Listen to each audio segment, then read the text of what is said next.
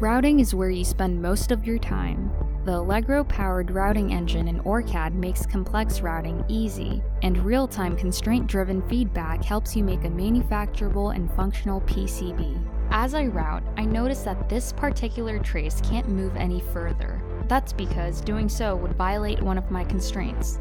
Turning on clearance view lets me know that I'll have to adjust the trace width to find a path. I can use routing methods like scribble and neck mode to quickly and easily draw traces through tight spaces, and the canvas dynamically adjusts to show the spacing requirements and available routing channels so I can route more efficiently. And if I do commit a trace in violation, the tool immediately generates errors. Mousing over the issue gives me more information.